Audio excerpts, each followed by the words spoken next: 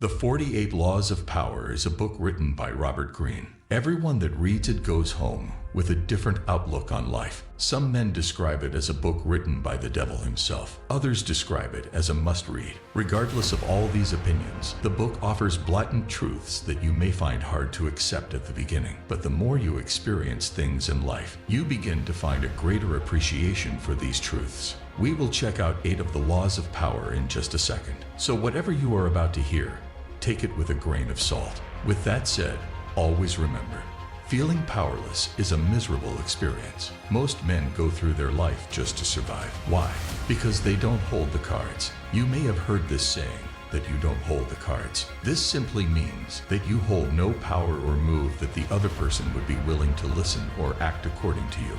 Think of a principal and a student. In this relationship, the principal holds the cards because he is able to make the student behave in a certain way, or force on them the fear of expulsion or detention. This is what you call power. Of course, like with anything, you could either abuse it or use it virtuously. The purpose of knowing these laws of power is not to boss others around, but rather to understand your own position in society and how to constantly improve it. There will be those that will come against you for trying to put yourself in a better position, but deep down, everyone would rather hold more power than less. But this is where things take an interesting turn. Simply knowing the laws of power won't help you. It's how you achieve them that matters. People tend to make silly mistakes when attempting to gain power. Instead, you need to be subtle, cunning, and democratic while attaining power. As vain as it may sound, but the better you become at handling power, the better person you will become. The reason most men fail in life is because they can't handle power. Hence,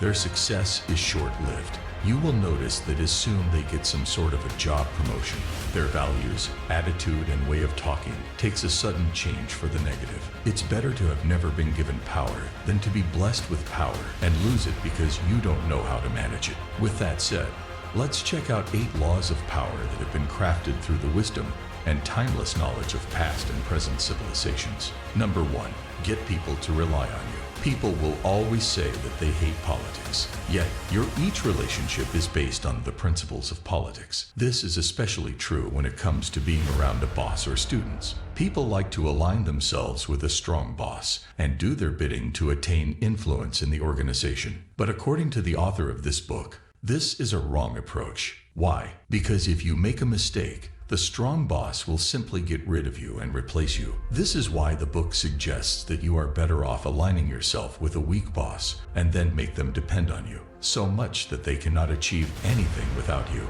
This way, you will have the power you desire. By making other people completely dependent on yourself, you essentially achieve the freedom to control them as you wish. Moreover, never teach your subordinates enough that they can prosper without you. Number 2, protect your reputation at all costs. Reputation is essential for authority. It is possible to intimidate and win based only on your reputation. Imagine 2 basketball players. One basketball player is an elite player who is well known for being the greatest of all times. The other basketball player is only up-and-coming rising talent. Let's say the elite player plays against the new player and doesn't play as well. Regardless of his performance, 80% of the people will still say that the elite player played better. Why? Because he holds the legend card. His reputation exceeds that of the new player. Same is true to your daily life. You can boost your strength by attaining a good reputation among your colleagues. It maximizes your presence without using a lot of energy. However, you will be open to assault if you tarnish your reputation. Create an impenetrable reputation for yourself and keep an eye out for potential threats to stop them before they may occur. Especially if you are just starting out in establishing your authority figure, then it's very important that you establish yourself as a hard-working, organized, and trustworthy professional in one go, because a single blunder might tarnish your good name. For example, you may make a fool of yourself on a single night out if you drink too much and curse your boss for being rude. Likewise, going late or unprepared for an important meeting may jeopardize your value and reputation. Number 3, always keep your intentions a secret. Disclosing your real intent is rarely advantageous. People may disagree with your beliefs because your aims are contrary to their aims. It might sometimes result in a severe confrontation, but note, you can never hide your true intentions by shutting yourself from the world. Instead, talk about your goals more often, just not the ones you want to pursue. This is especially true if you are around small-minded individuals who want to crush your dreams on every turn.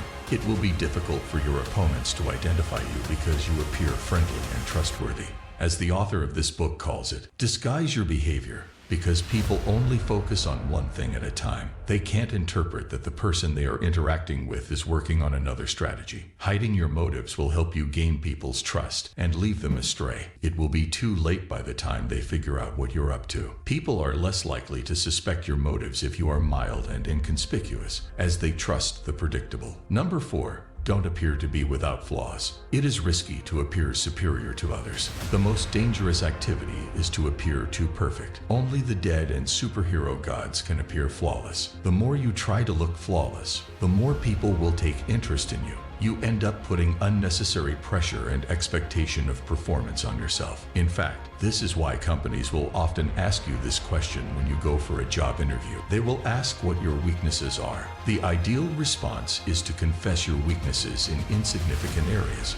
The spotlight will fall on you as you gain authority. The big part of appearing without flaws also means that you shouldn't claim all the credit. Instead, act in such a manner that your colleagues see your success as attainable. Remember, envy gives birth to adversaries and causes people to become hypocrites. So it is wise to exhibit flaws and admit your weakness. You must say that your achievements were mere luck, or make them out to be the outcome of actions that the other person could do as well. This way people won't be jealous of your success. The whole point of power comes down to one single concept: less enemies, more friends, period. Number 5. Don't commit to anyone. Do not commit yourself to any side or cause. Stay independent and others will compete for your attention. You may also set the opposing parties against each other.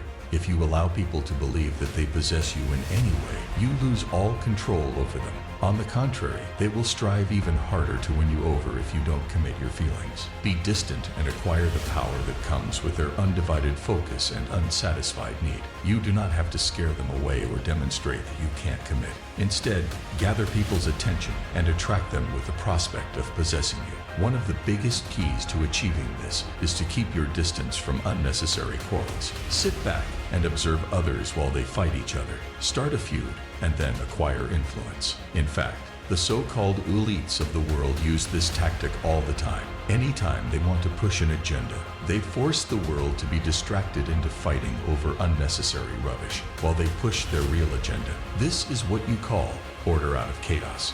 Number 6. Don't associate yourself with sad and unlucky individuals. The unlucky individuals are not victims as they would have you think. They are seeking to bring disaster onto themselves and others.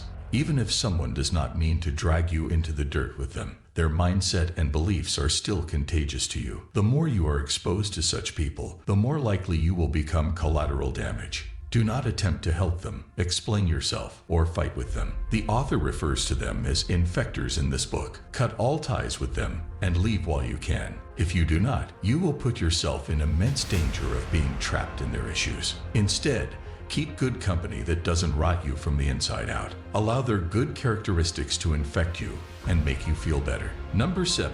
Never appeal for mercy or appreciation. Asking for help is an art. It requires you to understand the other person. Don't mistake your requirements with theirs. The most prominent figure also has desires. If you don't appeal to them, they will dismiss you as pathetic or a waste of time. When you beg for aid, no one will listen and support you because of their issues. If you want anything from someone, appeal to their self-respect. Consider the things that they want and fulfill their aspirations. If you can provide it to them, they will do whatever you wish. Attempting to evoke emotions of guilt in them by bringing up the past is a strategy that will always backfire. Sometimes, appealing to someone's feeling of generosity instead of greed is preferable. So, determine the individual you are interacting with. If they don't seem charitable and care about themselves only, then you should play to their greed rather than generosity. And finally, number 8. Isolation is harmful. Your thoughts are scarier than they seem. Don't venture inside your thoughts alone. If you have ever been in a developing country where street dogs roam around,